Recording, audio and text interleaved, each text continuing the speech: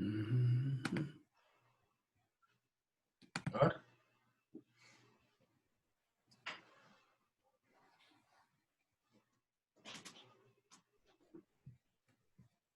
Should we just get started or?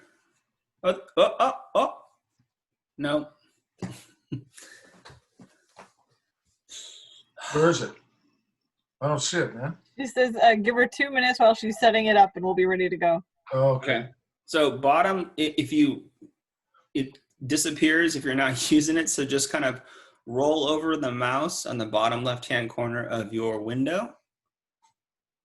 And there should be a thing that says start video.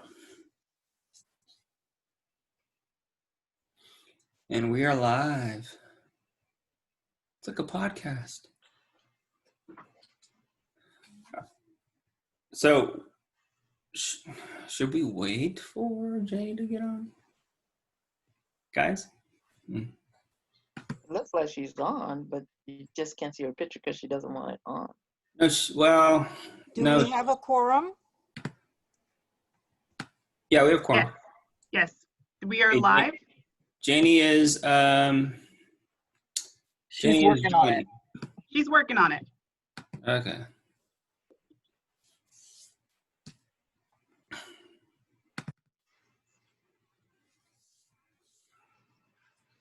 Okay, so I'm sharing my screen, guys. Can you guys all see? Yes. Beautiful. Yes. Okay.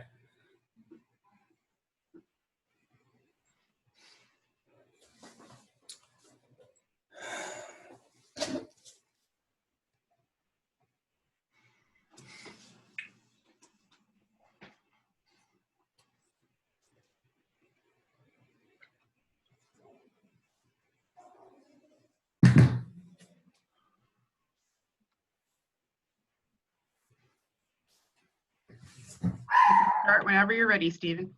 All right. Okay, guys. We're going to do a call of order, and we're going to do. Is she there? We're going to do. Oh, there you are, Janie. Welcome. Hi. Technical difficulties. It's all good. Zoom has had some issues over the last couple of days. I've been on Zoom since yesterday, and Sunday. So, all right. So roll call for today. Today's meeting. Thank you all for coming to this special meeting for August the 11th. We're going to do a roll call. Art and History Commission. Stephen Russell Chair is here. Janie Silveira. Here. Clayton Schuster is not here. Francois Avery is not here. Hamish Tyler. I'm here. Maybe. Yolette Merritt. I'm here. Emerson Brown. Present. Beautiful. Just a heads up, Francois did let me know that she was going to be having an issue coming in, so she may be late, but she does technically have an excuse. Okay. All right. We are now into public comment. Do we have any public comment? I have not received any public comment for tonight. Okay. Thank you. Sweetie. Amy, should you call me sweetie? Okay, so we're going to go through and do an approval of minutes. And we will, Yeah, I can't get this. My that's picture hard to was look. in there and then it's not in there. Our last meeting was on July the 14th. You should have all received attachments in an email from Sarah Tier. If you have those attachments, which include the minutes from our last meeting, we need to approve last month's minutes. Sarah, do we also have to look at, you included March's? Do we need to look at that too as well, or no? I'm not really sure, because what it was it got, the way I downloaded the packet last time left off March's minutes, so I've included them so that you can approve them, because they weren't actually approved last meeting. Thank you. Okay, so if you guys could take a few minutes. Stop that it says. Take a few minutes to review minutes from both last month's Those are the July 11th, July 14th minutes, as well as the March minutes. If you've already reviewed them and want to approve, we're just going to give folks who haven't taken a look at the minutes some time to preview them, and then we'll do a vote to approve. So we're going to take a couple I minutes. see, I have, Sarah, did you make the change on the July minutes as per my Did it- email? It has been noted. These were already published, so I obviously couldn't make the change on a published document. Okay, would you mind bringing that up? Okay, Yeah, just she my comment, noted, because for me to switch back and forth between the Zoom and the screen. Yolette, forgot could you specify what it is that you That's wanted what to I'm amend? asking Sarah, because I'm trying to zoom between the Zoom and the document. Is Yeah. item number, okay. Ask the person to It's start your video. The BLM, the motion under BLM, motion passed unanimously. As I mentioned in my email to Sarah, I had abstained. I had asked for a correction. all right, so that has been noted in the approval of minutes that Yolette has abstained from that vote, and it was incorrectly noted. And I will move that we approve the minutes for either or both July and March. Do I have a second? I'll second. Okay, we're going to do a roll call vote. Any public comment? All right. Janie Silveria, Aye. For both? Hamish Tyler, Aye. Yolette Merritt, Aye for both. With the Emerson correction, Brown. with the change, yes. Aye. Okay. Chair votes aye as well. Motion passes. Thank you very much, guys. Going back to our agenda. Let's see. Hey, Steve? Yes, sir. Yeah, I need, I guess, somebody to start my video because that's why my image doesn't appear up there. I click on the start video and then it says, no, it's back with you guys. Okay, here we go. Did that work, Hamish? I just sent you a request to start your video. I did the same thing. Yeah, there we go. Good. There he is. There's that handsome man. Okay, good deal. Okay, so back to reviewing of the agenda. It's our item number 5. Again, reminder, 72-hour posting deadline. 2/3 majority vote is required. Make any changes to the agenda. Does the agenda look good to you guys? We have a lot of business to go over. Yes. Okay, moving on to business items. We were supposed to have a campus town presentation. I was informed that said presenters are unable to present, and we're going to push this probably until further notice. We don't know if the individual who was going to present will be able to do so in November during our quarterly meeting. So that is a business item we are not going to be able to address tonight. We're gonna work really hard to get a November presentation. So I'm definitely working on it, and my apologies for the last minute change. Thank you. Okay, so business item B, we have an annual work plan 2020. I hope you guys all had a chance to take a look at it. These are some things that were submitted by, first up, we have some things that are in bullets that were submitted by Commissioner Merritt. I also had some changes to the business plan, just a very subtle moving of things from future for this year to ongoing. But I'm going to give the floor right now for these 5 bullet points to Yolette to talk about what it is she's proposing to be included within our work plan. Yolette? Okay, so thank you so much, Chair Steven. Let's look. So the first item, Seaside Hall of Fame. So basically, looking at a history of Seaside, looking at our terms of mayors that we've had. So getting together a written document that will capture the history of the city, beginning with our first mayor to the current one. That is the first one.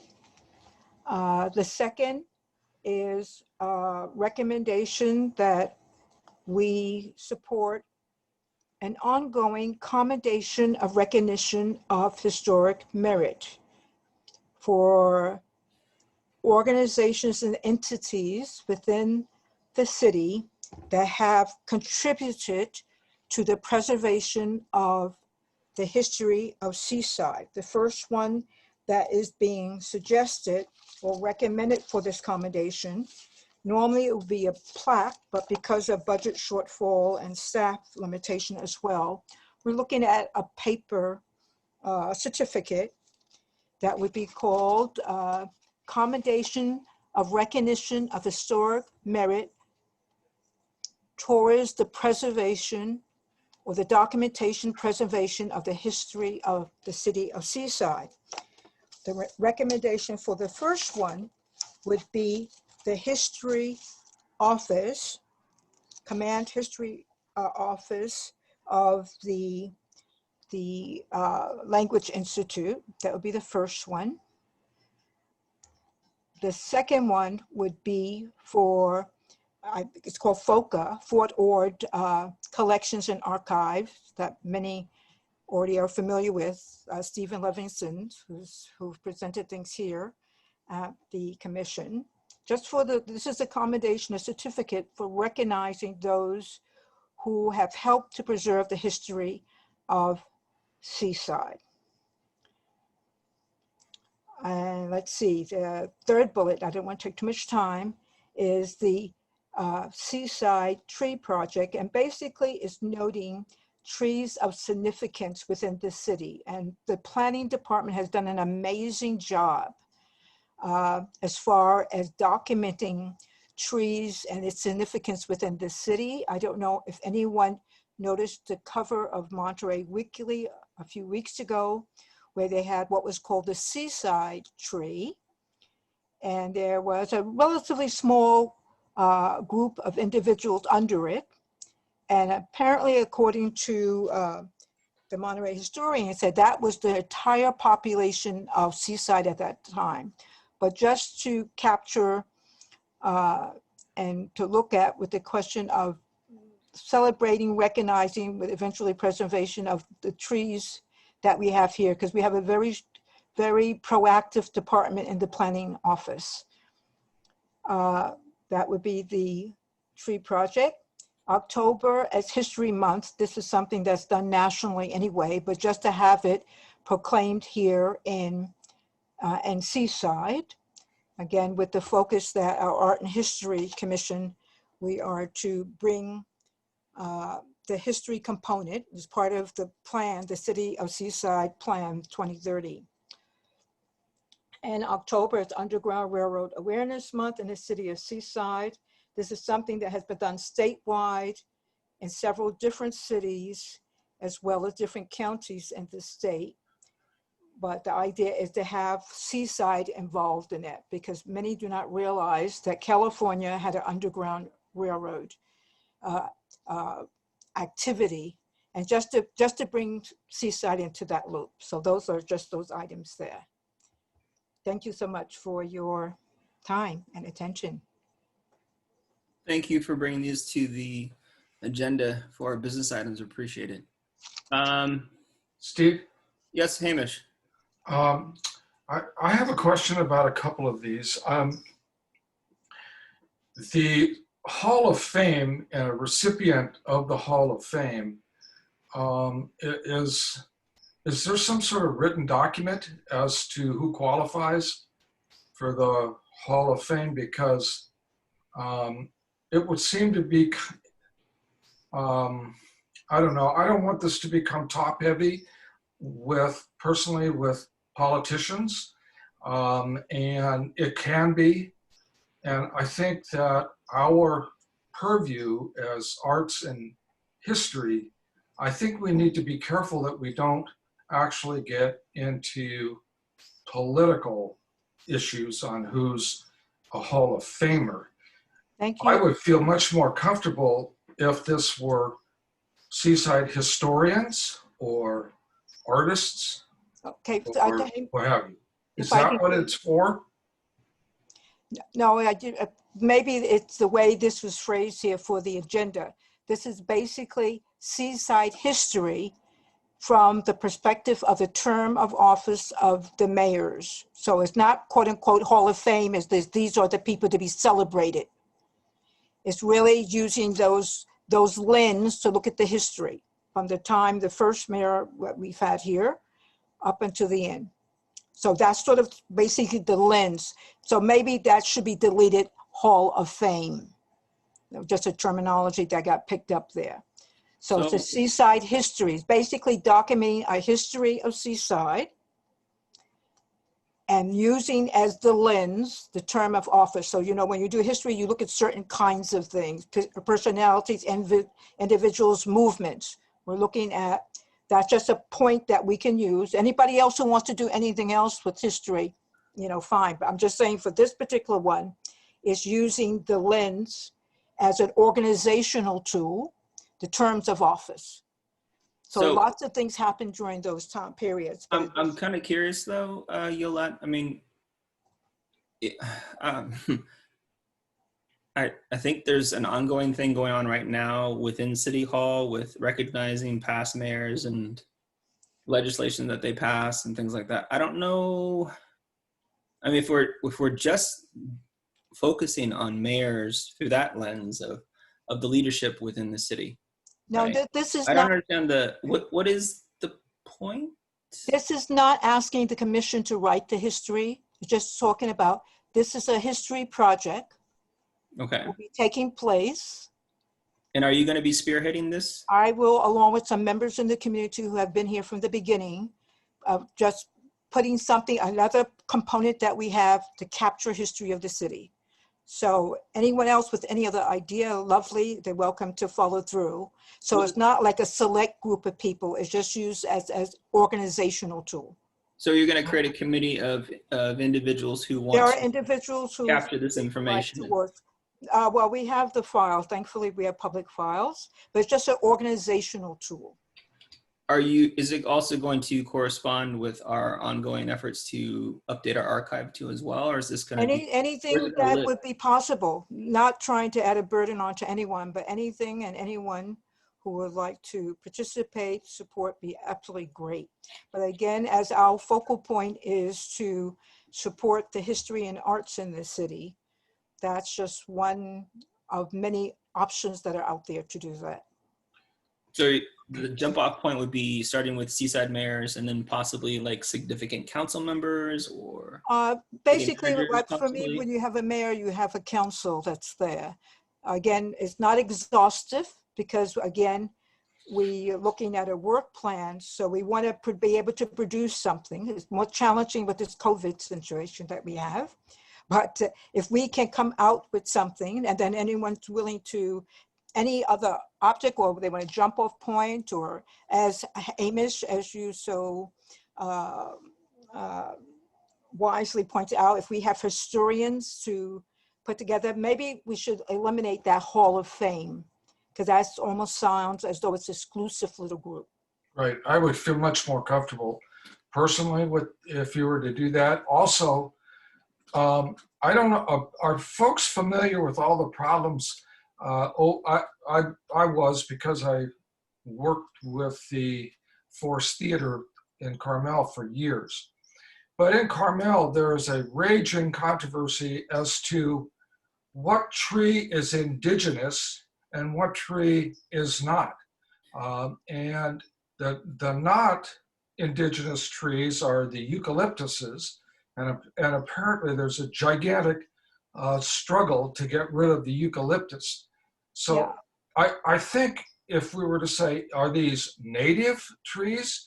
Because once we say that, we get into trouble, because Seaside basically, 100 years ago were dunes. Okay, so I'm kind of puzzled.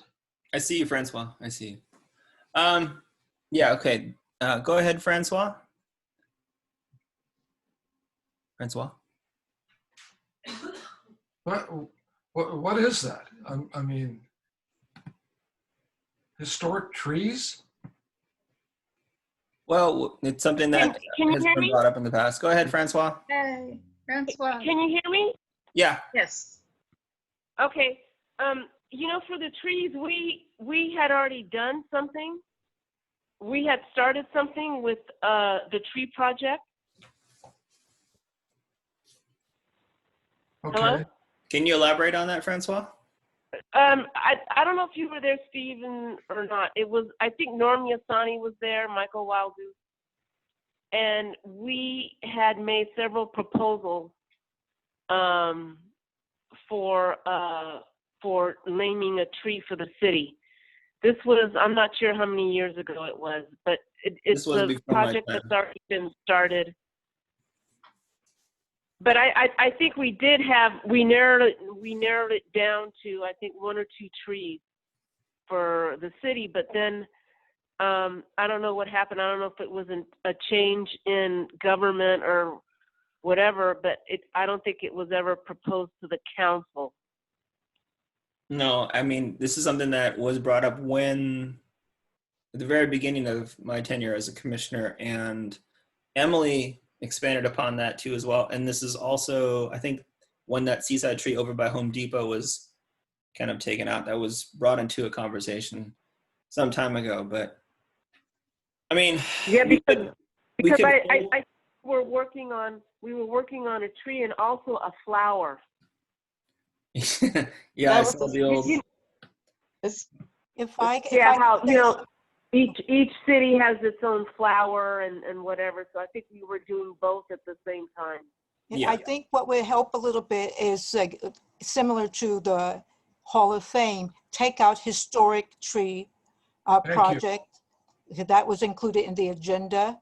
Is Thank really you. trees of significance. It's not dealing with historic trees or thank you, Francois. It's good to know that. I know the city, because Seaside has been named a tree city with the National Arbor Association or something like this. So there's our planning department has been very, very proactive and done a lot of great work with trees. So basically celebrating what we have here that already has been done here in the city, and maybe not saying these are the exclusive trees that are part of the history of Seaside, but what do we have that has significance here in the city?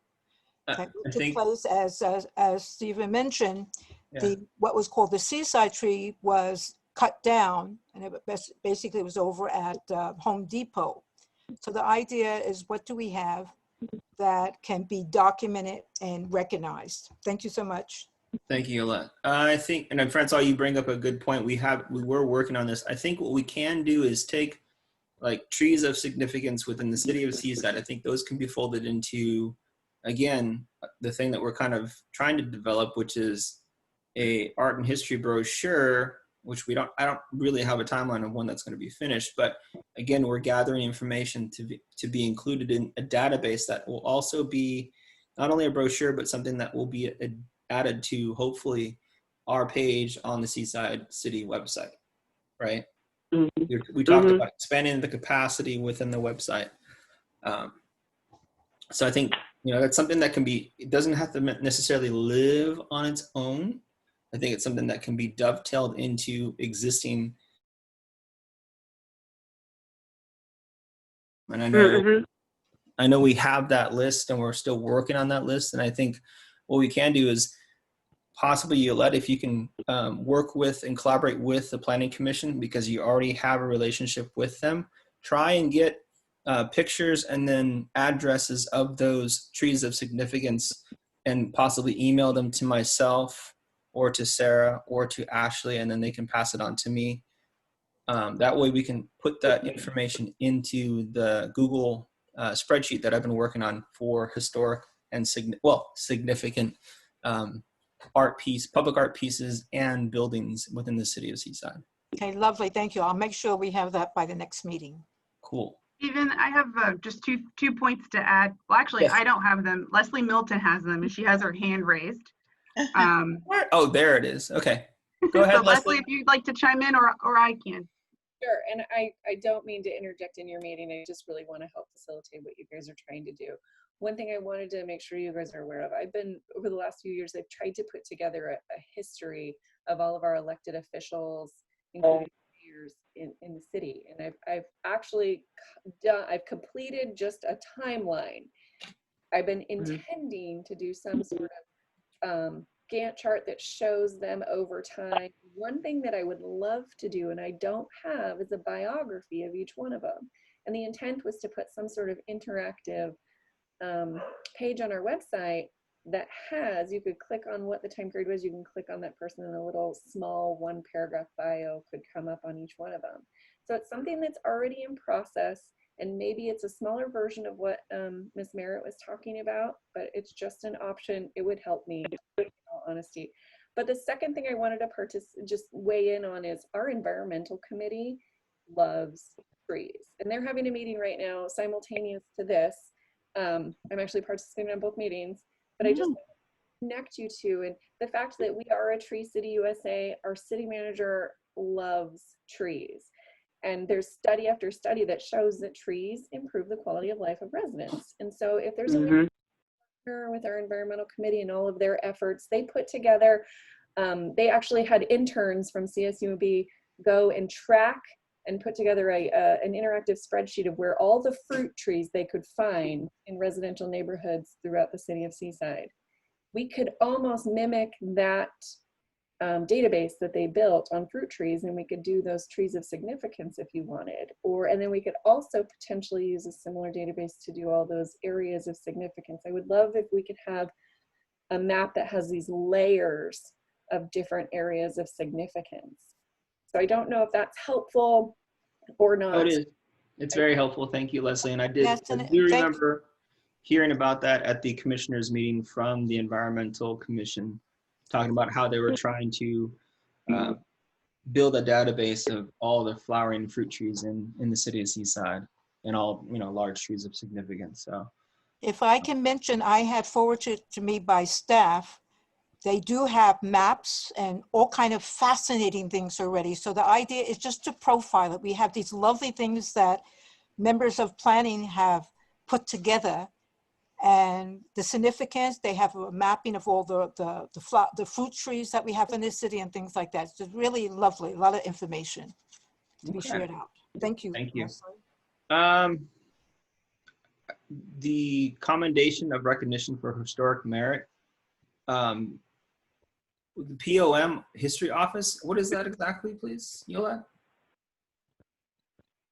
Presidio of Monterey History Office? Is that the Presidio? Where is that? That's in the second bullet, Presidio of Monterey History Office. How have they So contributed? to the history of Seaside? basically, the first commendation would be recognition, commendation of historic merit to be awarded to the Command History Office of the Foreign Language Institute, because as some of you have made a tour of it already, I know Commissioner Walgus has, they have an amazing collection and archive of photographs of newspapers which have been digitized, of all kind of families and things. And they have a stream of individuals who do come to Seaside to check on background of families and things like that. So it's an amazing resource that's available, archives, photographs. So they've done an amazing job in helping to preserve part of the history of the city of Seaside. So it's just recognizing the work that's been done. So the defense language, you're talking about DLI, defense language. Yes, right, but they have something called a history office. And that's their focus. They're located at the former Chamberlain Library. Okay. So it basically is recognizing those who have done much over the years. And even though maybe we haven't had a priority of this history in the city, but to recognize it, and then people realize that it's a tool, it's a resource that's available. Lovely photographs, lovely documents. And we want to give them a certificate of commendation. And thank you so much, Ashley, for sending that. The idea is to have it presented at council. And I spoke with staff there, the historian, and if they're willing to present themselves there at council meeting for the exception. Again, it's part of, Seaside is looking at history as well. We have history and we're recognizing it's a part of our community life and culture. Thank you. Okay. All right. And then History Month, we already do something with history during the month of October. Usually every other year, we do a very large history show at the Avery Gallery. I don't know if we need to reinvent the wheel on that one. No, basically I'm asking to have I guess I'm used to having it's proclaimed. It's just basically something that's in the agenda. It's something that if people want to research years later, yes, that was proclaimed History Month in the city of Seaside. Some communities do it and others don't. Sometimes it's usually done statewide, usually it's done nationwide, and some cities, they proclaim it as well. So it's a bullet for the agenda at council. Yes, we do, like we proclaim it the month of the women, this awareness month and that awareness month. Also, let's look at history. Something to consider. I don't know if it should go into the work plan at this point.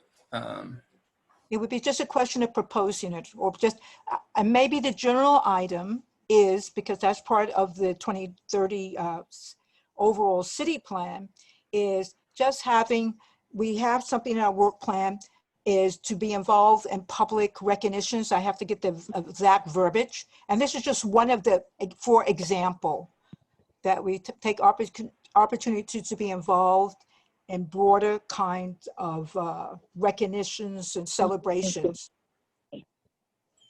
Any thoughts, guys? I have one. Please, Emerson. Well, I think I understand. It sounds like Yolette wants a formal proclamation, and it could be of History Month. And my thinking is that usually that entails like a series of events, or there's some kind of recognition ceremony. So if we decided to do this, I think it would just be a matter of formalizing the biannual history exhibit that we do. I don't know if it's ever been formalized, but if you just want to have it recognized, that might be a solution if that's what she's asking for. No, I can clarify that. Thank you very much, Commissioner Emerson. Yeah. No, and then Leslie can jump in as well. Basically, the proclamation, I won't call it like PR. It's just making a statement. It's not asking anyone to do anything. It's just that we as a city recognize and celebrate history. You don't have to have any kind of special thing organized. You could give it to someone to thank them, but this is not that. It's just proclaiming, like the Year of the Woman, that's done worldwide. And it's not asking anyone to do anything, but it's just that, yes, we're aware of this. Yeah, It sounds a little arbitrary to me. Well, I understand that, but to Steve's point, to avoid it sounding arbitrary, if we tied it to the event we did anyway, that might be a thing, like that every other, the CFC side recognizes that every other year we do this, we celebrate our history. And that way there's what you're looking for, there's some weight to it. Yeah, there's weight to it, and then there's a researchable proclamation that people can see that was made. So it also recognizes the effort of that Sandra, the staff does every other year with the commission to do this big exhibit. So it could be a nice thing if it works together like that. But it was just an idea I had. Sounds like a great idea. Yeah. Great. I think it's a good kind of thing for us to have it dovetailed or attached to one of our seminal events that we do every other year, because that history show, there's a lot goes into it. It's one of the bigger shows that the commission works on, and we figured out that we can't do it every single year because there's a lot more background than just receiving work from an arts commission or from artists. There's a lot of research that goes into it. There's a lot of PR. There's a lot of logistics that go into it. It isn't just putting up a show. It's a big deal. And I think if we could attach that to a proclamation, and possibly recognize someone who's participating in that history show, that biannual history show, I think that would give it a little bit more, it'd be much more significant if people are looking at the past history shows that we are involved with. I think Emerson and Yolette, I think you guys are saying great things for us moving forward with possibly having a proclamation that is attached to one of our better events. Right, thank you. I could just say from the head of education, quite often the schools and school districts, they will look at things that have been quote unquote proclaimed and use it as a teaching tool for children. What do you think about such and such and such, the month of the women, or African American History Month, or National Hispanic Month? And then that's just like a teaching, what do we say, a channel to share out things. So it's just showing that Seaside has history, we celebrate it and support it as well. Okay. Yeah, just like our Black History Month exhibition, or Black artists in the city of Seaside. Yeah, exactly. If this is a great way to recognize that effort, then even great. That's basically what I was saying. I think you understand that, Steve. Absolutely. I think it'll set a good precedent too going forward for us to do proclamations. So this is a good thing. So thank you, Yolette. And the last bullet point, I know we kind of have to move on, but Underground Railroad Awareness Month in the city of Seaside. Did we actually have underground railroads in this state of California? Like during the time? We do, and so the goal here will be to bring names and events relevant to the city of Seaside, Monterey, because Seaside just became incorporated relatively recently, but for our local area here, just to profile, most people don't know that there's been Underground Railroad history in California, which is absolutely fascinating. Okay. Thank you. Something to definitely consider. If you could spearhead that would be wonderful. If you could be the one that kind of brings more information to the table during our next meeting. That would be great. I'd love to learn some more about it. Okay. Why is the month of October chosen for that? I don't know. That should actually go in February. Because, thank you, Francois. Basically because it is. That was Sandra. Oh, that was Sandra, sorry. Because of it being National History Month, Humanities Month, that's sort of a national focus in that way across the board. So nationwide, that has been chosen for that. The statewide has done statewide proclamations as well, because that's kind of the window in the year, the month in the year that people kind of channel into, as you know, history, humanities and history. Thank you. Okay. Thank you. Just curious. Francois, you had something? Yes, I was trying to look for it. Yes, Yolette is, there's actually a underground museum. I want to say it's near Murphy's. I'm not sure. I was trying to look for the pamphlet that I have of that. I haven't gone to it. We didn't get a chance to go to it, but I do have a pamphlet of an underground railroad museum in California. Cool. So Yes, when I Sarah. find it, I'll forward it and make a copy of it and then forward it. Thank you That'd very be much. great. I'd love Okay. to see a copy of that for the November meeting. Yeah. Sarah Tier? Yes. So I love all these ideas you guys are putting forth. I do want to bring up the point that this is a lot to add to our work plan. Yes. And they are going to council in September, and we do not have a meeting until November. So we have no ability to approve it with all of these additions in that meantime, unless you call a special meeting. Oh. And we would also need a commissioner to spearhead adding all of these edits to the work plan. I know that, I believe it Emerson, were you the one who kind of wrote up this draft initially? Someone did. Or was it Nancy?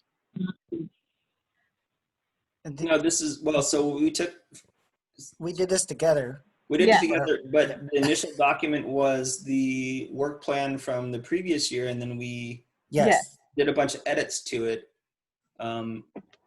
So, Yeah. I mean, We're kind I of, would, go ahead. it's kind of one of those things where essentially with the fact that there is such a large amount of content that you want to add and edit, it would need to probably have a commissioner take it, piece it together, or Yeah. yeah, I would need the proper wording if I were to be the one to piece it together. Like I would need Yolette to write up what she wants me to say, and then I piece it into it, etc. And then it would need a vote before it can go before council in September. Right. It can be voted on conceptually, so we could, if you have, we pretty much have the Violette's framework, the things that she wants to add ideally, but we can just quickly run through, cross out, take notes, and you guys can vote on the conception of this is what we wanted to do tonight, because we really don't have time. No, we don't. And if everyone's agreeable, what I would do is work with the staff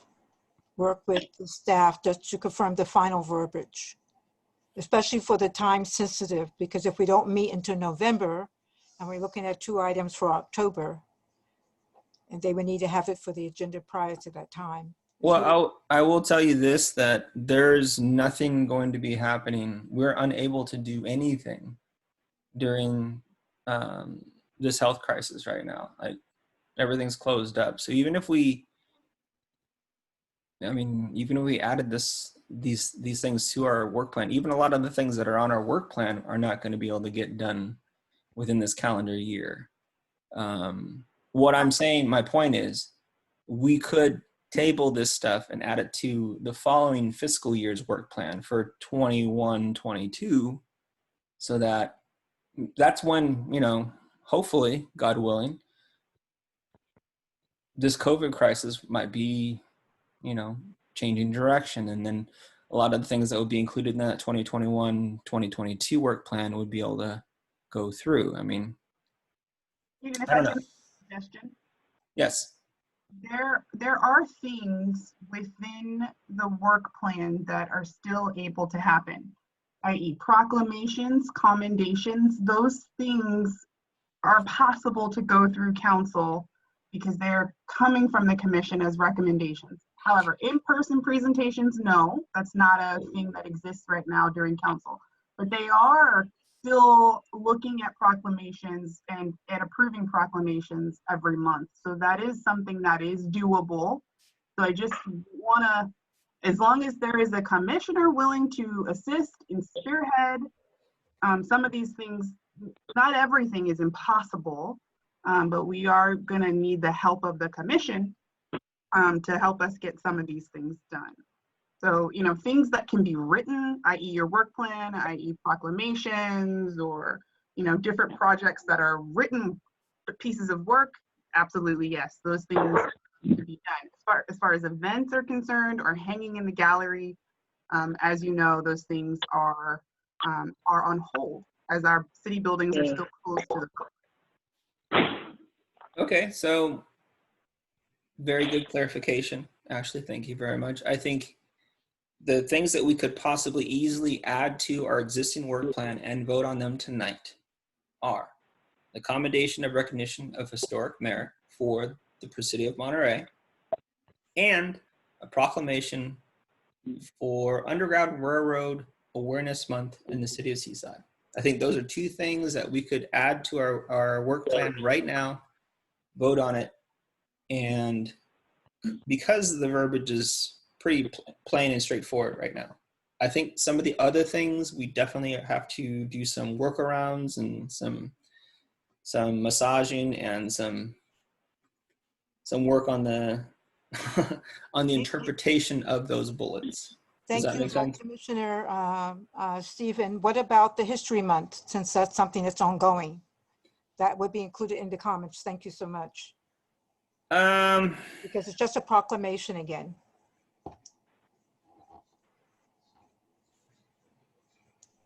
I don't know.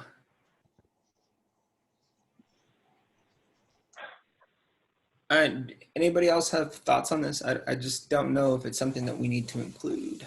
I don't know. Yeah, I agree that most of the additions, I thought what we were going to be doing with the work plan is seeing what was possible and what we could put off, because we aren't going to be able to have all his oral history tapes digitized and that kind of thing. So that was my thinking, that we weren't going to be adding stuff. We were going to be taking away or moving to, future or. Well, some of those things that we have in the ongoing are definitely going to, I don't know if they're, Ashley, are they wishful thinking at this point? I mean, because honestly, a large portion of things that we hope to accomplish and things that are ongoing, and Leslie, you can chime in too, those are kind of pie in the sky due to the fact of this health crisis. But should we leave them on the work plan? Because they were things that we were working on in March and before this health crisis. So I don't know. What do you guys think? Why you can't leave them on the work plan, but put an asterisk, like, to be worked on, due to the pandemic, these things had to be adjusted, and we're planning to push these into the next year's work plan. I think Yes, Hamish. I need a clarification here. The proclamation, does the proclamation come from the Art and History Commission? Yes. Or is that it comes from on behalf of, and then there's the proclamation? On behalf of the Seaside Art and History Commission. And No, this, sorry. basically, we're pushing this to council, though, to make the proclamation. No. you're making a recommendation that council Yes, Okay. creates the proclamation comes from the city council. not from and us. it's based on the recommendation of the Art and History Commission, however. Everything that we do when it comes to certain businesses, we have to push it to council. Right, because They could say no. We could send this stuff for, and they'd be like, no, we don't do that. because the commission doesn't have any authority to proclaim anything. It's only the city has that right. We only Right. give advice. Okay, I understand that, but before I would make a recommendation to the city council, I would like to see this wordsmiths a little bit more precisely, if that's possible. Even for a proclamation that goes to the city council. And this is why I said we can possibly table this and put it to our future work plan for the following calendar year, because we were supposed to submit this work plan in March, over 5 months ago. And we're still working on a work plan that should have already been approved and moving forward. I think, I appreciate the thoughtfulness and the work that you put into creating these additions to the SAHC work plan, but I think possibly for time constraints and also for doing a thorough job of making sure that this is going to look really kind of airtight before we send it on to council, if we can table this for the following calendar year for next year's work plan. And then, I know that that I'm a victim of it too as well, is time kind of flies by and we don't look at our work plan ongoing, but I think this is also a chance for us to kind of look at on a regular basis our work plan rather than just being presented with a work plan in February, March. Hey, we got to submit our work plan by April. I think this will keep it in our minds, kind of our mind's eye, to constantly kind of cultivate this work plan and make sure that it's got efficacy. If I can make a comment and staff can clarify or correct me if I'm wrong, anyone in the community can propose anything to the council. You can have any organization who could come and ask for proclamations or recognitions, and it's up to the council to decide. Some commissions have been disbanded, but thankfully we are still a commission. But if one feels they don't care to, there's groups that can propose directly to council, because again, they're public servants in that way to recognize. So I'm just throwing that in. This is just an opportunity for us to be more proactive, since we were told the council advocated that we keep art and history as a commission. So thank you. Thank you. Leslie. Thank you. Yeah, I just wanted to tag on to what she said. Yes, a community member is welcome to request something to be put on the agenda, but this is actually something that the council has talked about at length for the last 3 years. To get something on the agenda, we have a very prescribed process right now. And just so you guys know, our council meetings are going until after midnight, every single meeting for the last several months. So we've actually stopped putting things like proclamations, presentations, and things on the agenda. I don't want to discourage members of the public from wanting to bring good ideas to make our community better. That's one of the purposes of our commissions, is you bring it to the commission. That's what they're there for. You, and the commission makes advisory recommendations to the council. But I just wanted you to know, it is a COVID thing, where the types of items and also it's a growing community thing where we have so many items on our agenda where we are starting to pare down some of the presentations that we get. The council is relying upon our commissions to kind of vet ideas, to hear from our community, to, hear from, the majority and make those priorities. I do want to point out the fact that we are 5 months late getting the work plans approved, which means you're actually closer to next year anyway. So if it doesn't come on this year, there is no reason it may not come on next year. But I just don't want to give any kind of false sense of, yeah, go ahead and appoint and recommend it to the council. I had to deny a request from Jacob's Heart to be on a council for a presentation, which, I mean, that's very near and dear and close to my heart, and they do wonderful work, but our agendas are just so full. So I just wanted to make sure that I shared that with you guys. Thank you, Leslie. I appreciate that. Ashley, do we need to make a motion and vote on this, or can we just move on? Or because I'd like for us to look at the work plan as of right now. Sarah, do you have, I don't know, do I need to pull up a copy of our work plan right now? If you continue scrolling, it should be attached to that document you have open. Okay, right there. Perfect. Okay. So, I mean, I appreciate everything you've done, Yolette, in bringing these to the table, but I think we are really close to the next calendar year. All right. So again, this is our work plan for 2020, the fiscal year 2019. We have our mission statement, historical background, our goals, which I love that they're only 5, our accomplishments, and the ongoing things that we're working on. If you made edits to the work plan, I hope that you submitted them to Sarah or Ashley, more than likely to Sarah. She is the document kind of czar. And we have our next year's plans, which is actually really long, guys. I think we were very ambitious.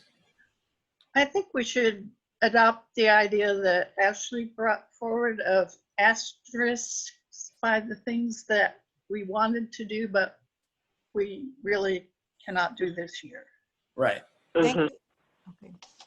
If you look at the work plan ongoing, in the middle of that list, it says, take opportunities to participate in, a little further down, and public awareness things. If you go a little further down, which I'm in ongoing right now. no, it's, I think it says next year. Is that where it says take place in, where is this here? Public relation Take part, opportunity right there. and Take public part awareness. every public relations opportunity to expand public awareness of Seaside's history and multi-ethnic culture. So that was in that category. That was in that umbrella of those proclamations or commendations. We have history. We have, it's not like we have to create something. Things have already been done, but just to show that we recognize it as a city. Let the people who are doing the work know that it was recognized, and this is part of our culture as a city as well. So not asking for anyone to do extra layers of work. Thank you so much. Well, I mean, I hate to disagree with you, Yola. That actually is asking for someone to create the verbiage, basically a statement for the proclamation to be presented to council. There is some work that goes into that, and we're trying to basically approve this work plan so we can move forward and start working on next year's work plan, honestly. Well, I volunteer to the items that I proposed because I chatted with staff and other individuals before I put it or suggested it be placed on the agenda. I volunteered to follow through and working with staff to have the correct verbiage for Then those we're simple. we're going to have another meeting to vote on that, which would take another month. I don't know. If I believe correctly, I think Ashley said we can approve things in principle, and I forgot the comment, Ashley, that you made. And then basically staff are the gatekeepers anyway for whatever goes before council. Ashley, clarification, please.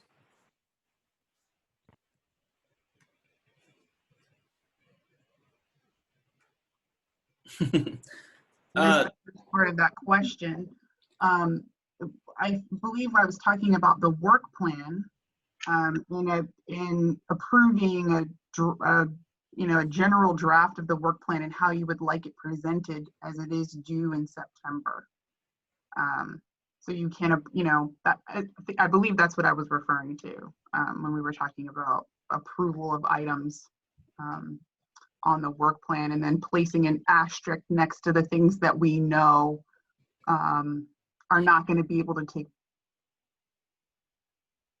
place due to the pandemic, and we're not sure. Quite a bit of this stuff, I mean, we already know will not take place. Right. Is that, I think a better way to move forward is for you to tell staff what you think you can do on this work plan for the remainder of the year.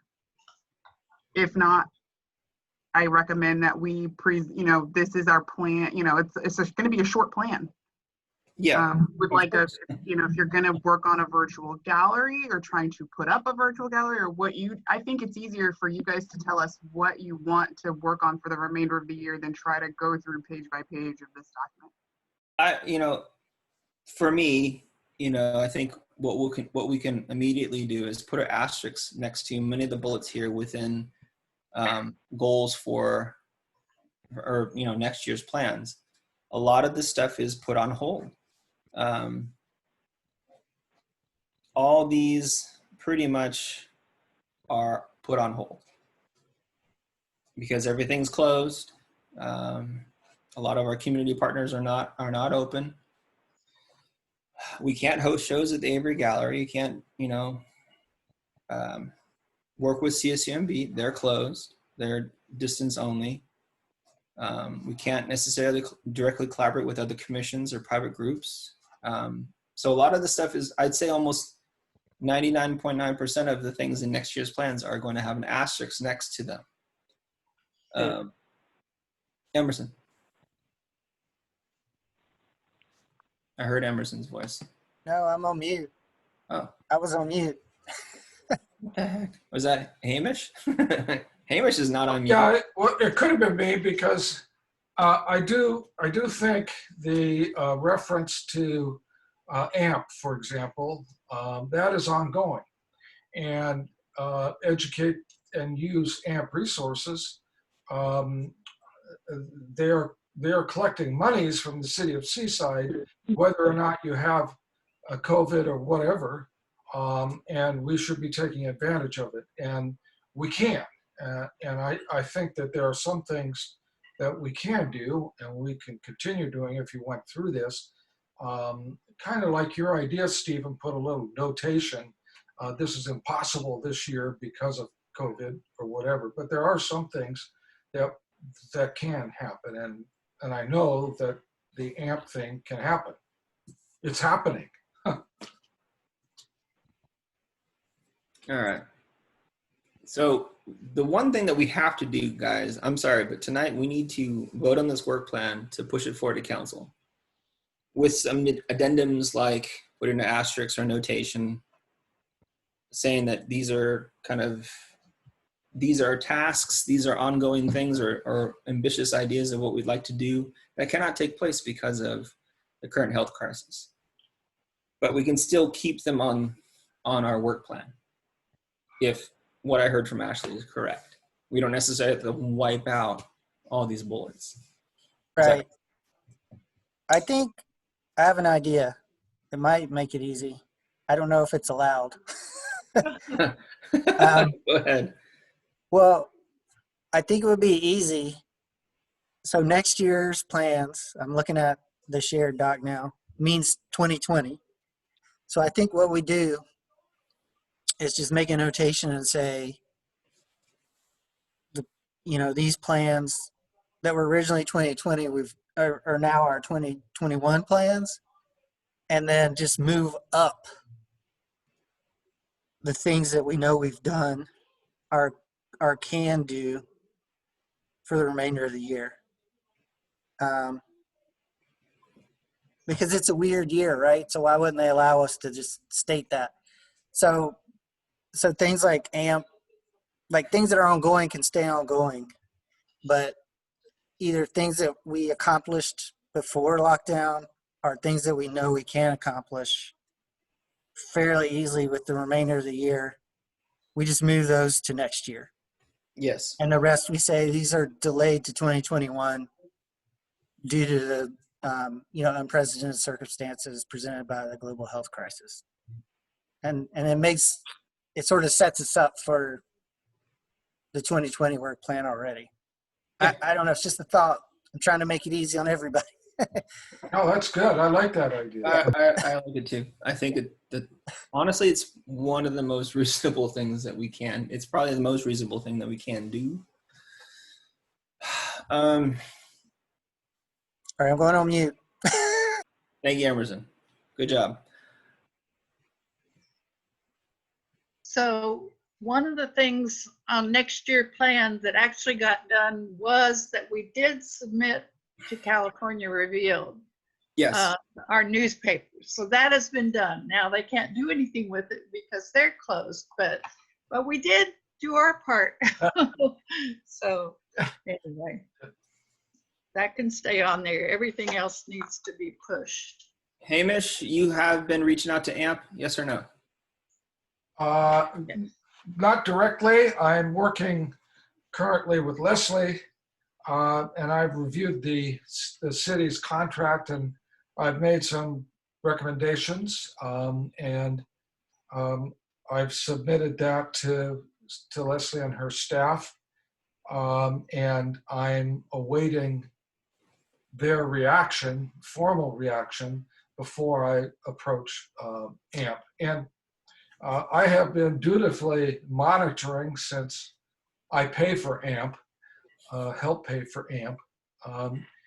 I've monitored them for the last month, as to what it is that we're actually getting for the bang for our buck.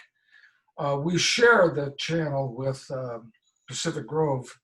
All we get currently are the city council meetings. It is not by any stretch of the imagination a Seaside channel. And there's some really interesting things going on with AMP. One of their channels now has become the old 1950s arts channel, which is just simply a stream. And they open up channel 27 as an arts quote unquote stream. It's a free public service that people can use and just put on their TV. It is, again, the city, and we pay for it. The citizens are paying for it. And I just do believe that at the very least, we could get AMP to be doing some shows specifically on, even during the crisis, the health crisis, to do some shows that are Seaside centric. Okay, so That's so you're what working with Leslie to Yes. establish a more rigorous and robust relationship with Yeah, them. but Leslie's incredibly busy. I don't know how those people get anything done. I mean, but it's that's kudos to them, man. But we do it because we have people like you, Hamish, who know the ins and outs of these kinds of industries. I promise you, with Hamish helping renegotiate our contract, I really think that we're going to be able to do something so much better than if I had done it myself. So Terrific. I'm really glad that he volunteered to help with this. You're a miracle worker. I don't know how you guys do it all. Thank you, Hamish. Okay. I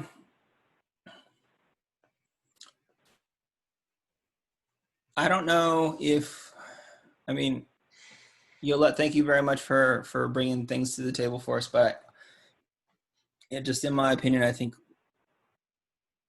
we need to just vote on the existing work plan that we have and then look to the next plan, which is going to be coming up in a few months, going forward into 2020, 21, 22.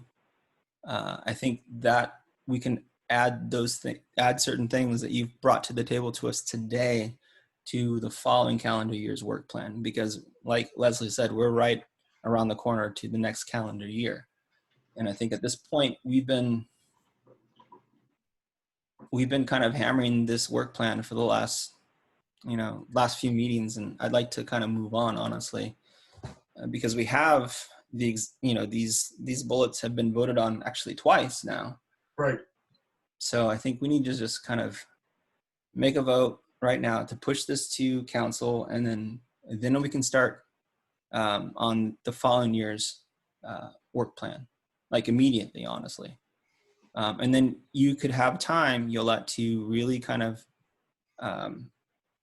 wordsmith the things that you want to be included within the following calendar year's work plan. And it wouldn't, because I feel kind of rushed. I feel like I'm backed into a corner right now with this, if that makes any sense. Basically, the verbiage is there. It's just simple. Thank people, recognize people for things that they've done. This part is not rock science or anything. It's not asking to do a project or hang anything up or anything. It's just Seaside has an historic component, and we want to recognize any of you who have helped to preserve that history so it does not evaporate. So again, I hear you, Yolette. I hear you. I'm not trying to diminish our recognition of the history of Seaside. I'm just saying that the timeliness of this this is just me as a fellow commissioner expressing this. I don't feel that we have enough time. And I'm not saying that I don't want it to happen. I'm just saying that you yourself admitted to that the wordsmithing wasn't there yet. And we need to vote on this tonight. And we don't have time unfortunately, to meet with staff to wordsmith and go over it again. Hey, I have one consideration, Yolette, that sorry to interrupt. I was typing in the chat, but then I realized that's not on the record, so I had to speak up. So if we do that this year, it's gonna be lost because this whole year is lost. I think it will have much more impact if we wait until the Seaside's recovered and everybody can meet. And because I don't, I appreciate your, enthusiasm for it, and I don't think it's a bad idea, obviously, because like I said, we could actually tie it to things that we're already doing. But I think if we do it in 2020, it's just gonna get swept under the rug. Like you said, it's just gonna be like a internet bookmark for people to find later. But if we do it when people have time to actually appreciate it, it'll be more effective. I don't know if that's your goal, but I just wanted you to consider that before, you put a lot of effort into it. Thank you so much. I just want to Yeah. mention that Yeah. I respectfully disagree. The year is not lost. There are a lot of opportunities out there. There are people who are captive audiences and looking for things to look up. And this is true for students as well as for others. So I think if we have the perspective that whatever is going to be done is lost, then we won't move ahead. This is a golden opportunity for many things to be accomplished. People are captive, looking for things to celebrate, because there's a lot of division and divisiveness in community. So I think this is a golden opportunity to be very proactive as the city of Seaside, because quite often, sometimes we're overshadowed by what's going on around us. Right now, everyone is locked down. So to be proactive, use it as a golden opportunity to celebrate what we have. And of course, we would like it to be better, but we have what we have, and there's no guarantee how things will look next year. So just generally speaking. That's a fair point. And I mean, I'm not going to disagree with you. But the other thing that's hanging out there is the practicality of it, given the meeting situation that Leslie described to us. I'm going to go mute again. I just wanted to bring that up. Thank you. Thank you, Commissioner Emerson. Thank you, Commissioner Yellett. I think we need a question. Simple, very quick question. This is Sandra. Oh, hey, Sandra, please. When it says next year plans, are they talking about 2020 or 2021? I'm sorry, 2020, but okay, because we are discussing 2019's work plan. Oh, okay. So then, right. When you Believe said that it or not. we should push everything to 2021 when we talk about next year's plans, Correct. that makes sense to me. Correct. That was my idea, to say, since next year referred to 2020, which is the year that we're in the 8th month of, that's why I was like, let's just say we're going to do all this in 2021. And then we could potentially, add the proclamation for 2021 as a sub-bullet of the section Yolette pointed out. And then just move up to next year. The actual next year would just be like probably like 5 bullets. And then everything else is 2021 in practicality. That's exactly what I was saying, Sandra. So Sorry again to interrupt, but since I made the point, I wanted to clarify. Sorry. Thank you, Steve. Could you frame that into a motion? Yeah. Sorry. I motioned to do that. I wasn't sure I was able to do it, but I will motion at the appropriate time. I wasn't sure we were at that point yet. But yes, We are at that point. I'm waiting for one of you as the commissioners to make a motion. Yeah. So that is my motion of how to resolve and then approve the plan. But I don't want to get ahead of ourselves because I want to, we're having another discussion. But I just thought that might be a way to resolve neatly, put a bow on it. But yeah, that's my motion for how to resolve this 2019's plan. I appreciate that. Thank you. Do I have a second? Yes. Okay, we're doing a roll call vote, leaving some room for public comment.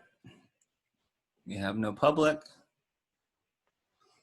Okay, roll call vote, please. Janie Silveria. Could you repeat, please, in your motion? Just. Emerson, could you repeat your motion, please? Yes. I'm happy to do that. So I'm moving that this, in order to resolve the plan, my motion is that we, under next year, we list out exactly what you said before, Janie, the thing that we had accomplished, the discussions that are ongoing, and the few things we think we may actually be able to do with the remainder of the year, which may or may not include Yolette's additions, and then everything else that's listed under next year, It's moved to change that to due to the unusual, unprecedented circumstance, the global pandemic in 2020. All of this all this activity is postponed to 2021. Okay. And it's just a way for the council to see, it's a way to resolve the document and the time period that we're living in, showing that, noting what we wanted to do, but then also accounting for why we weren't able to accomplish it, but then also having it on the record so that when we begin the 2020 plan, it's already all there. It's already all there for us to see. So that's my motion. Is that helpful? Yeah. Okay. I need a little bit of clarification. So Emerson, what are the Yes. items we're voting on? Who's going to decide what's on the list? How is Yeah, so voting? that's the council. My motion is just about how to Clarification, the commission. right, how to describe the plan. And then so once we move that, we'll say yeah, and then we can continue the discussion that we're having about what to include under 2020. Because that's not decided, but right. So so Yolette, we're still having a discussion about your proclamations. That's not swept aside. I want to be clear about that. Right. It's a realistic work plan considering the current health crisis that we are in. Correct. Period. Yeah. And So that that's which is ongoing, we can asterisk, okay, and that which is postponed is all the rest. correct. That's it. Okay, Sarah, All right, I'm done. Thank you. you understand that motion? Was that clear? Yeah, Ashley and I are I think we're good. Yeah. Okay, we're gonna do. Yeah, I was hoping it was allowed. Thank you for checking. We're So good. that motion has been seconded. It's been. Can Sarah repeat that motion? Emerson, thank you. For me to get cleared. Just At read. this point, I feel like it's been repeated about 3 times now. Yeah, I think yeah. If I repeat it, it's going to lose Emerson's meaning. Okay, we're gonna do a roll call vote. It's been the motion's been seconded. We're going to vote on it now, please. Commissioner Janie Silveria. Aye. Sorry. Commissioner Hamish Tyler. Aye. Commissioner Yolette Merritt. Actually, I don't know what I would be voting for. If it's just a question of sending what we've accomplished, what we're looking at possibly accomplishing that's on that list, and then leaving an opening for 2020, then I vote aye. But if I need to know what I'm voting on though. That's exactly what you're voting on. That's You got it, Yolette. You're correct. Okay, thank you so much. Commissioner Emerson Brown. Aye. Motion passes. Wait, Francois. Oh, Commissioner Francois Avery. Aye. Thank you. I'm so sorry. Please forgive me. I'm not overlooking you. I just forgot that you're on the phone.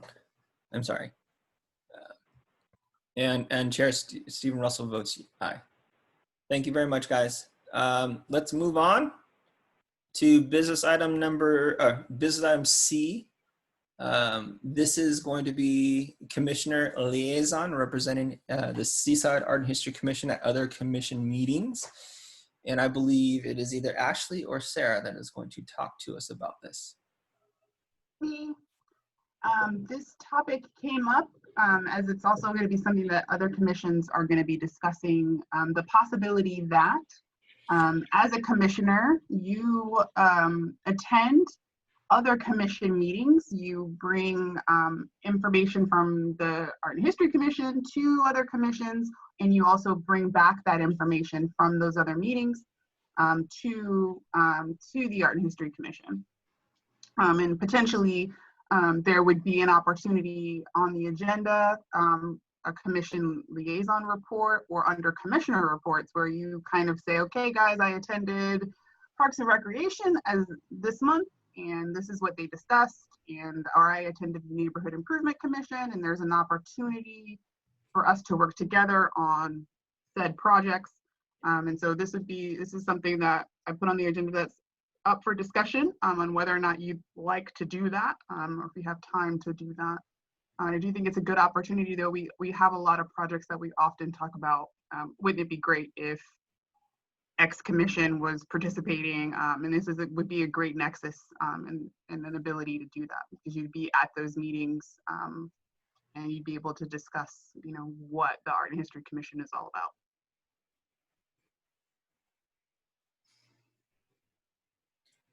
This is kind of like the thing that our past councilwoman Kayla brought to the table for us to possibly participate in. Very similar, yeah, where the council picked a commission that they would sit on and attend the commission meetings. So it's kind of the reverse, right? The commissioners would decide, okay, I want to go to NIC, I want to go to planning, or I want to go to bar, and sit in and hear what's going on and bring that information back to the commission. And since we're moving to a quarterly meeting, and our next meeting is going to be in November, it would be a good opportunity to, probably wouldn't be this year, obviously, because the year is almost over, but definitely starting in the new year when we get on a roll with the meetings. So does anybody, any of our commissioners, are you interested possibly in becoming a commissioner liaison? In theory. What kind of time? Yeah. Well, I think, so if I'm understanding this correctly, we could pick like one of the other commissions. Like we wouldn't have to go to every commission meeting. So is that what you're saying, Ashley? Yeah, I'm saying ideally every commissioner could pick a different commission to report back on. I would not ask you guys to one person to attend every commission meeting. That's very unrealistic and quite stressful, I would imagine. So, but yeah, I would think that if you have a commission that you're curious about, or one that you have a relationship with and you want to bring that information back to the Art and History Commission, that'd be great. Hamish, That's a great idea. Yeah. I can share that maybe 2 years ago that was started, and I attended the Parks and Recreation Commission meetings. In fact, we had discussions with that corner opposite the Embassy Suites, and they came to us and presented their ideas, and I would attend their commission meetings as well. So it's good synergy if you have people interested in the subjects in that way. But I think, Leslie, that was 2 years ago. I think that was inaugurated, I believe. I have another idea. Go ahead. Can you, if you did this, I'm sorry, I didn't see it attached. I just looked. If you send out the list, and maybe we could say what we're potentially interested in. And like, I would sit on a test meeting and we could send it out. And then maybe at our next quarterly meeting, we could say, you know, the one we want to try. Absolutely. I'll compile a list of all the commissions and boards, and I will bring it to the next meeting. Like, I'm cool. Like, for example, I might be down with the rec commission just because I want to do, you know, just because I go to the skate park. I go to the skate park and I'm like, we need a graffiti wall. We need a graffiti wall because kids are already spraying it, you know? So, you know, stuff like that. There's a lot of stuff that wouldn't be germane, but, you know, there's a lot of synergy, I think, between parks and art, you know? So. I agree. There's also the environmental commission. Yeah, somebody else can do that. I know I work with somebody on that committee, so I don't want to see them all the time. There's neighborhood improvement. Because of the tree project, so that would be a great commission to work with, you know, and if we're going to be putting the tree project on the work plan for 2021. Why don't we put this on the agenda for the November meeting of, you know, basically having a speed date of, you know, what commission you might be interested in Good. you know, meeting with. I like it. It definitely would prevent future miscommunications or missed opportunities for us to be informed of what other commissions are doing, and not butting heads with them later on because we felt that they slighted us with certain things. For example, the Seaside City sign.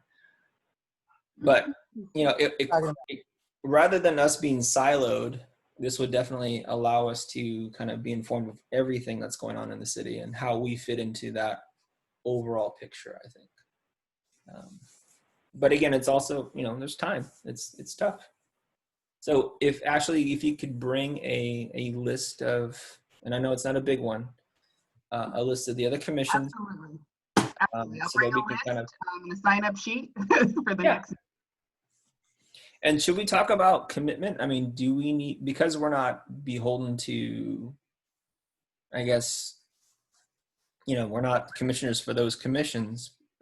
Attendance isn't necessarily the thing, but I think there should be a minimum of meetings that, you know, you kind of pop in on so that you're kind of informed as to what's going on, I guess. Yeah, and Leslie just raised her hand, so she might have. I just saw that in the corner of my eye. Leslie, go ahead, please. I hope that's a good function. Actually, COVID-19 has created some interesting opportunities. You are not required, if you are accepting a commissioner liaison position, to attend meetings. There's no attendance taken, just like regular commissions. And the fact that we stream all of them via YouTube, we just hope that you watch them eventually and participate, just so you can report back. It's better if you do attend them, but only if the meetings are quarterly. It's only adding one more meeting a quarter instead of an extra meeting a month. So just understanding what's going on and maybe having a dialogue with the chair, even if you just call the chair and have some sort of communication with them, that would work as well.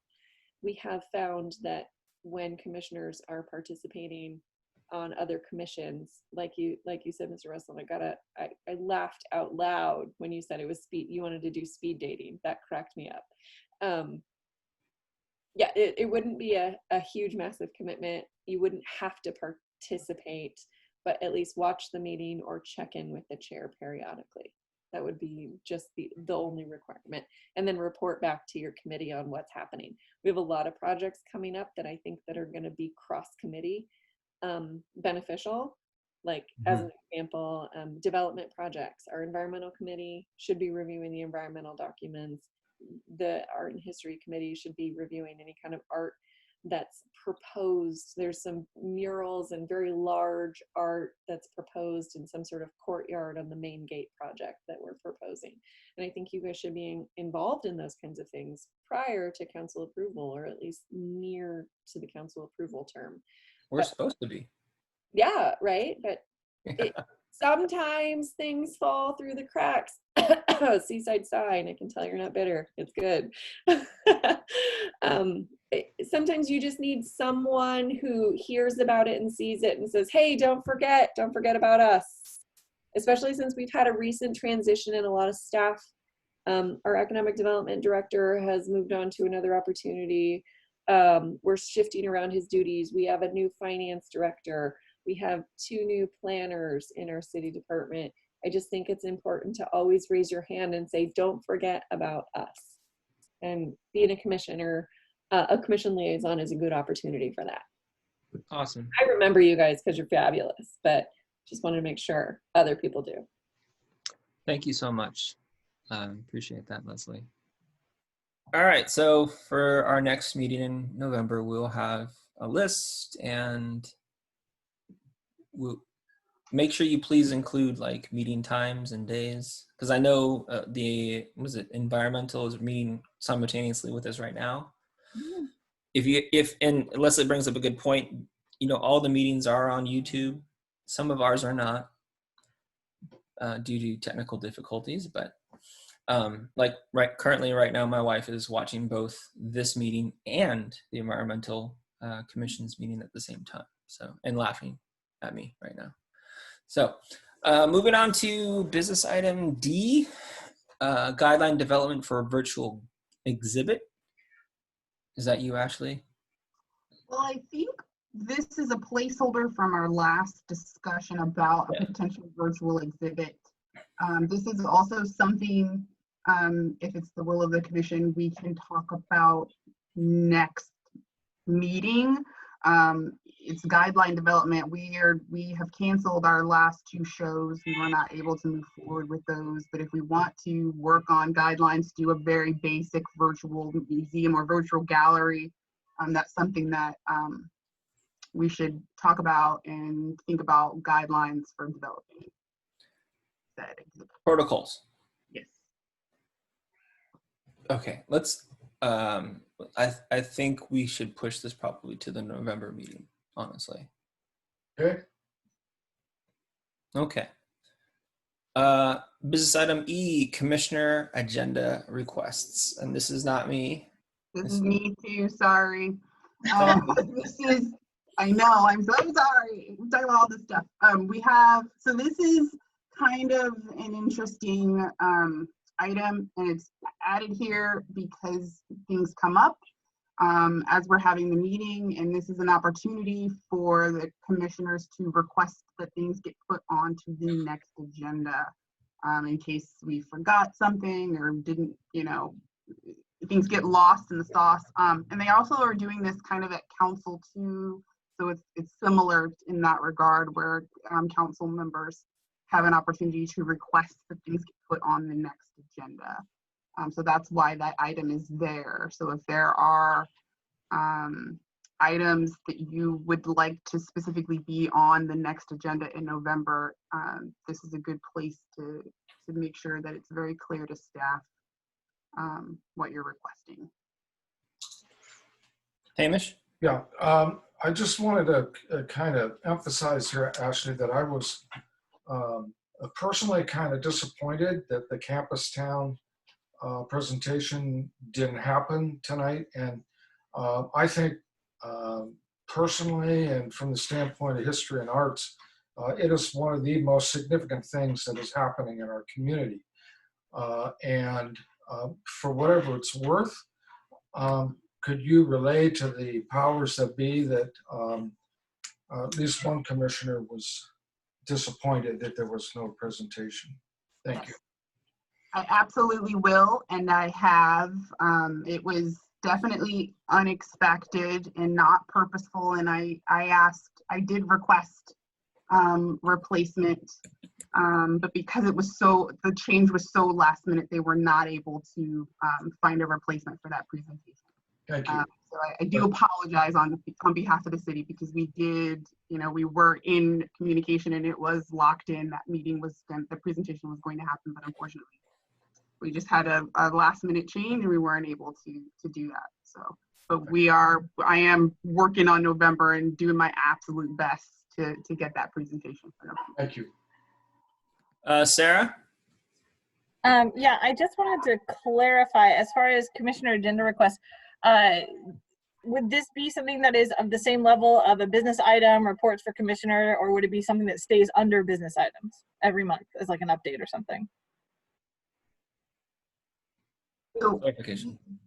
clarification. So this one, commissioner agenda requests would be at that time, this is just a point in time on the agenda, the commissioner would say, I would like to discuss under business items, X things. I would like to discuss, commissioner reports doesn't necessarily need a subheading because every commissioner has different things that they'd like to talk about. So this would be specifically for business items. Okay. Anything else for the good of the order? Okay. F, we have updates, art and history brochure that is tabled right now because I just have the database. I haven't been able to push forward. Even if I had something to show, we wouldn't be able to put it anywhere for people to access. So that's kind of tabled, and it looks like I have a lot more to add in considering that we have historic and significant trees to add to our list. I think I've shared that, the documents, the spreadsheets that I've generated with both Sarah and Ashley, but if you guys want digital copies, I can definitely share those with you too as well. The BLM mural, street mural proposal, again, it's because of this COVID crisis, this health crisis. Even if we got it approved, we pushed forward to possibly send it to council. Even if it was approved, I don't feel comfortable in moving forward. It would be irresponsible, I feel, and for us to even try and hold some kind of event where more than likely we would get a lot of people showing up. So I'd like to actually table this, this proposal till hopefully this health crisis is abated so that it actually can happen. If you look at other BLM mural projects, you can see there's a lot of people that come to these events, and more than likely we wouldn't be able to limit the amount of people that would want to come and participate, even just to watch. So, I mean, though I want to move forward on this, and I feel it's timely, I think it would be irresponsible and detrimental to the city if we had not a super spreader, but just a large possible spreader event that would happen in the city of Seaside. And Monterey County is already on the watch list, and we are the highest number of cases in the surrounding area. So though I'd like to present this and move forward, I feel it would be irresponsible for us to do it, honestly. So I hope you guys understand where I'm coming from. Steve, I definitely agree. And I would like to point out that even though it is kind of disgraceful, but there are people that live within my shouting distance that don't believe that that effort would be worthwhile, okay? So you're liable to get some people that don't want it, okay? And then we would end up with even more egg on our face, right? Frankly. So I think we ought to be judicious about it. Exactly. The one caveat that I had moving forward, rather than, and this is something that I talked with Sandra Gray about this extensively, is her suggestion at the last commission meeting to move it to a place that would be more impactful in a lot of senses. So these are actually images of the drive right outside City Hall as a possible place for us to put it. It would be right outside of City Hall and the police station, which would have some symbolic, I guess, weight to it as well. But it'd also be safe too, I think, if it's right outside the police station. And this is something that we could look forward to in the future, something that we could celebrate together as not only a commission, but also as a city together with community stakeholders and members and artists. But as of right now, I don't think it would be prudent to do this. Very prudent.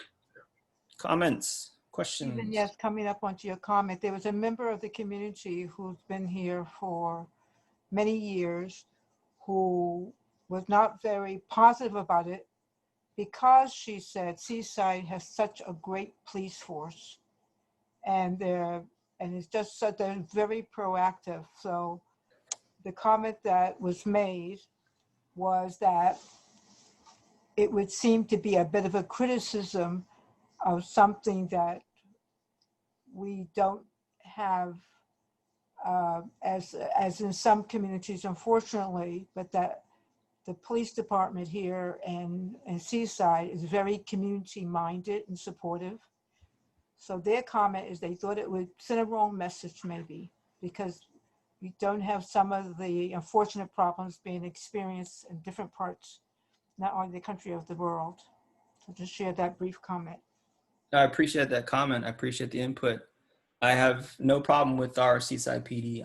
I know many of the officers that work for our city. They do a wonderful job. And I think that our police department is very supportive of our community. I know we don't really have the same problems as a large metropolitan area like Chicago or Seattle or Portland.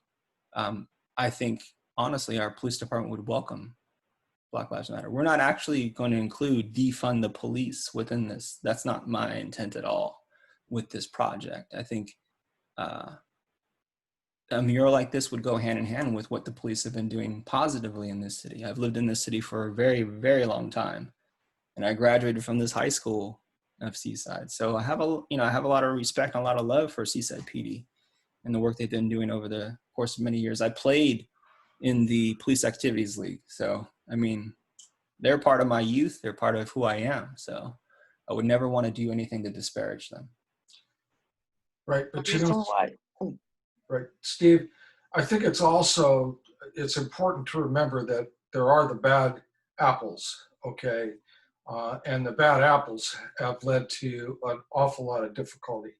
And I know from my own experience that it hasn't always been that way in Seaside, okay? So there have been occasional bad apples, and it's worthwhile to have some kind of remembrance, and I think that's really what this was all about, of what went on. And frankly, Seaside is the only place really in Monterey County where you have an abundance of African-American folks, okay? So to do nothing, I don't think is acceptable either, but I think you're prudent in postponing, moving ahead, and judging the waters. But I think we ought to do something. Oh, absolutely. I think we're going to have opportunities for that. And the fact that our city hall was the only city hall that I know in Monterey County that put up a Black Lives Matter sign, that right there is. Yeah. Francois. Yes, Stephen. Yes, and I remember the sign that was put up, and I believe it was given to one of the officers also. It was somewhat of a ceremony, I believe. Right. I can't remember what it was at City Hall. All right. So. And the banner was given to one of the officers. If I can jump in, the banner was actually given to one of the officers, and he gave it to the Art and History Commission for archiving. Oh. So it is something that you guys might want to consider. I put it into, I think we put it into a tube. So that's something that you guys can figure out what to do with at a later date. Yeah. You have the banner. It is in the possession of the Art and History program. And we have a great photo of it on City Hall that we should probably put with it, with some sort of write-up one day. Okay. I was going to ask about that. Ashley, you had a question? Oh, this is Sandra.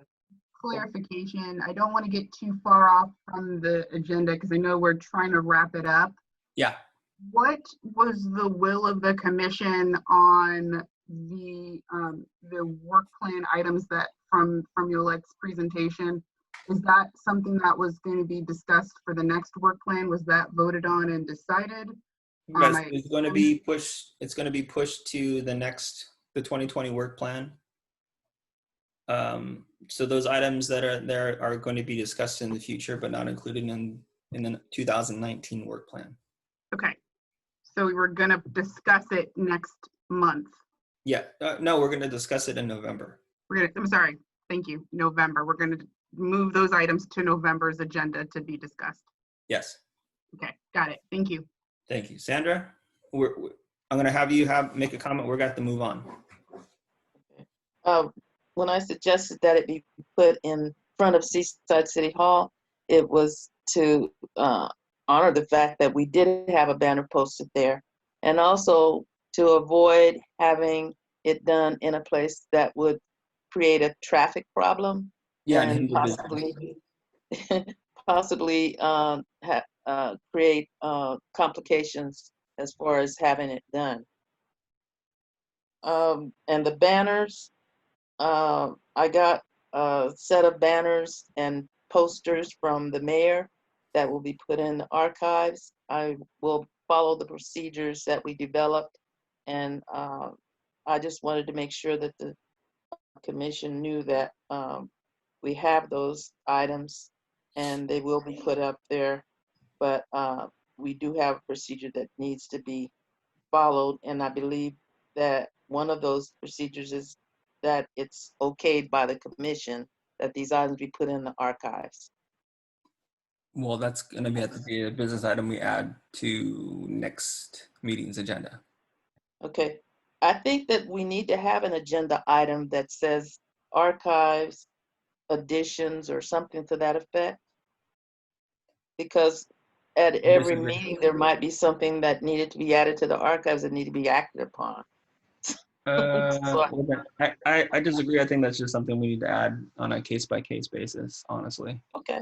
Because sometimes we don't have things to add to the agenda or add to the archive at all. So that's true. All right. Okay. We're going to move on. Thank you, Sandra. We're going to move on to reports from commissioners. Any commissioner have anything to report? Not a business item, but anything that they are currently working on. Emerson Brown, please. Hey, this is just an informational item. I was just told while we were in this meeting that one of the new businesses in the Seaside, Deja Blues, is putting a mural on the side of their building. So, which is probably fine with their, realtor or, the building owner. But just letting y'all know if you want to go by and check it out. I have no idea what it looks like. I was just told it's there. So. Yeah, I've seen it. It's iconic musical figures from, the jazz age. There's I believe Billie Holiday is one of the featured musical artists that's on there. Cool. There's a lot of public art being kind of put up on Broadway right now, and without anybody asking us anything. Right. And I think I don't know if it's up to us as a commission to approach those businesses or if it's like the city, Leslie, if you could chime in. Oh, I would love to. This was exactly the reason why I recommended in the ordinance change last minute. Got a little pushback, but still I fought hard. These were actually approved at the Board of Architectural Review. And with the merger of the Board of Architectural Review and the Planning Commission, I mean, this was one of the bar's last items of approval. This Deja Blue mural, as well as the one on the Monterey County Weekly, which you might have seen as well, which is a giant squid. Those were approved by the bar, and I just thought, this does not seem correct that our Art and History Commission should be reviewing these, approving these, double checking to make sure that logging these is what you're doing. And so that's why we made the change. As you know, ordinances take time. So unfortunately, these two slipped through the cracks. And I think one more also, but from here out, you will be the reviewing body for any murals that are going up. Cool. So, I mean, I know Deja Blues owner. He's an interesting character. And former councilman. Yes, that is correct. So, but in the future, you will be reviewing all of the mural applications. So the way that it on public property and private property. So. Thank you. Yeah. Cool. Thank you for the clarification. That's great. All right, Francois. Francois. Hi. Yes. I believe it's the artist that did it. I think he does other. He did other ones on Broadway. I think he did some of the, you know, like for the pawn shop on the windows. I believe it's the same person, but I'm not sure. And I think what's happening is maybe the owners of the buildings are approaching him directly or something instead of, you know, of going through the process. But anyway, I just wanted to Share that. let you all know that. Thank you. Thanks. Any other commissioner reports? I have one. Well, I guess maybe this is going to be staff report, but I'm going to put it out there. Clayton Schuster has stepped down as a commissioner. So if you know of anybody who would be interested in being a commissioner for the Seaside Art and History Commission, I hope, Ashley, I didn't steal your thunder, but you know, we lost the commissioner. So that's my report. Moving on to staff reports. So Stephen, you didn't steal my thunder. Okay. I actually do not have a lot to report. We do, I was informed tonight that we have 3 spots open on the commission. So if you do know individuals who are interested in being a part of the commission, please send them my way and to Leslie's way. And we will definitely get their application onto the mayor. Okay. And yeah, Sarah? Oh, Leslie, go ahead. sorry, Sarah can go first if you want. I'll be quick. If you guys will look in your agenda packet, there are a bunch of pictures of the brand new shelves that have been installed in the archives. And they are probably one of the most gorgeous things I've ever seen in my entire life. I don't know why there's artifacting on those images. It doesn't actually have black spots all over it, I promise. They're beautiful and clean. And on top of that, after I took these pictures and we published the agenda, we had some beautiful black powder cover metal shelves installed where the wood shelves used to be on the wall to the right when you enter the archives. Essentially what this has done is created a ton of extra space for work tables when we are finally able to get an intern in order to organize everything. Everything that was in the archive that was moved out in order to install all of this stuff has now been put back. So those shelves are literally packed at the moment with stuff that needs to be reorganized, essentially.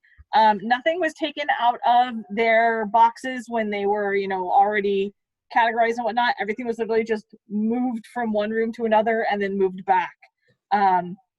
But, you know, we will have to reorganize the stuff that is already in archival quality boxes in the correct order as they were once we do have that intern here.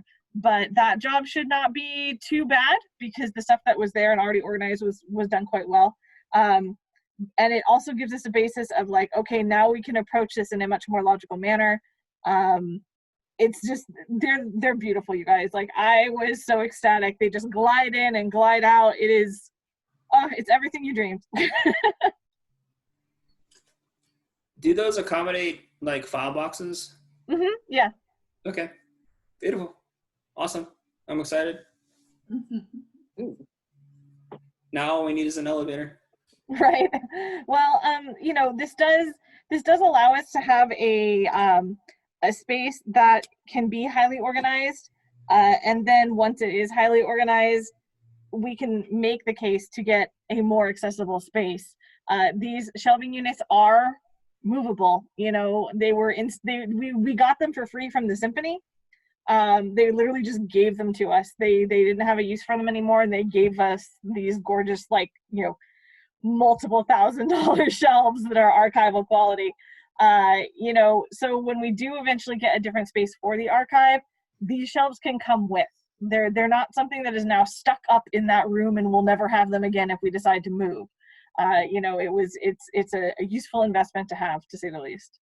Awesome. Thank you so much. Leslie?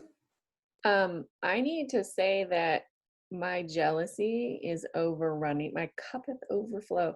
I tried to buy cabinets like this for our city archives, and I couldn't afford them, and I am so jealous. These are beautiful, and these are literally like a $20,000 donation. They're wonderful, and they're perfect for archiving, especially in compact spaces. So I am so happy. This is so beautiful and wonderful for you Right? I'm so guys. excited about it. Sorry, I had to limit on that for a second. I do want to tag on to what you said about the commission openings. That was one of my reports that I was going to give tonight, because we have not made appointments since January to any of our boards and commissions. We are interviewing this week. On Thursday evening, we have I have interviews set up for any commission applications. You do have a couple of vacancies on your commission, so if you know of anybody, please have them contact me. Even if they don't fill out the application, just have them contact me directly. I can have them meet with the mayor and the mayor pro tem. I don't know when the next time we're going to be able to do interviews again so if you want a full commission, if you know of anybody who's interested, make sure it's the right person. So don't just rush out and get anyone, because you want someone who's going to mesh with your commission and you know, and benefit the committee. So I just want you to know that we are doing interviews this Thursday for appointments at the August 20th meeting.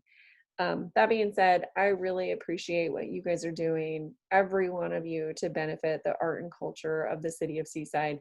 I have a special place in my heart for the historic nature of our community, and felt for a very long time that we have not promoted it adequately. And I see by attending several of your meetings, you all have a heart of preserving both the art and the culture and advancing it for both the young and the not so young, but still feel young in our community. And I'm so grateful for everything that you guys are trying to work toward. If I can help in any way, please feel free to reach out to me. I know that I'm busy. You are all busy. I'm grateful that you're taking time out of your own personal lives to try to benefit our community. And I want to do whatever I can to help facilitate what your ideas are. So just please know that I'm a resource for you. And so is Ashley and Sarah and Sandra. They all are wonderful staff members. I don't think I've ever worked with any people so committed and so willing to say yes at any time. But we really appreciate you as a commission. So thank you for what you do. Thank you, Leslie. Thank you, Leslie. Sandra, did you have anything? You know I do. Oh, meeting without it. I'm going to make sure that I take down the knit extravaganza sometime Friday or Monday. I have all the teachers who still have artwork being held at Oldemeyer. I've already contacted them, and they should all be coming on Friday to pick everything up. If not, I'll be on their tails on Monday. But that's moving along very well. I hope that somebody can work with me between now and the next meeting to work on some kind of online gallery, so that we could at least have something like that for the November competition. But otherwise, it could be something that could be a part of the gallery experience for